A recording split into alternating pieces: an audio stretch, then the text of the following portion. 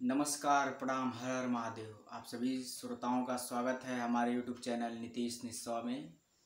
और आज मैं आप सबके बीच में फिर हाजिर हूँ एक नई वीडियो के साथ। और आज का टॉपिक ये है कि एक लड़का है जेकर महबूबा केहू और से बियाह करके केहू और के साथे चली गई बा।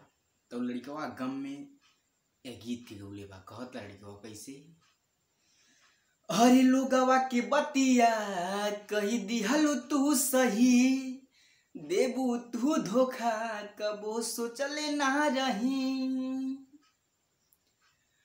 अरे लोगवा के बतिया कही दिहलु तू सही, देबू तू धोखा कबो सोचले ना रही। पाके दोसरा के भले भूला जइबू हो, आँख से आँख अब ना मिला पैबू हो, आँख से आँख अब ना मिला पैबू हो।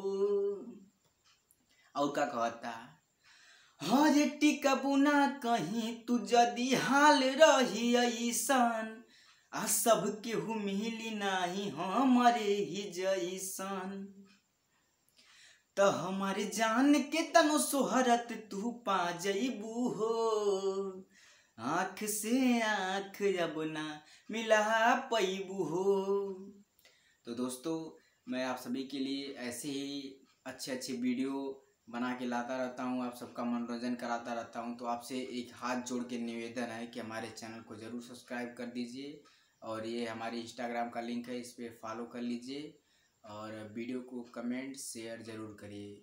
बहुत बहुत धन्यवाद आप सभी का। आप लोग हमें ऐसे ही प्यार करते रहिए और आप सपोर्ट करिए। सभी लोग यार सपोर्ट नहीं करते हैं तो अच्छा नहीं लगता है वीडियो बनाने में। आप सभी सपोर्ट करिए। बहुत बहुत धन्यवाद।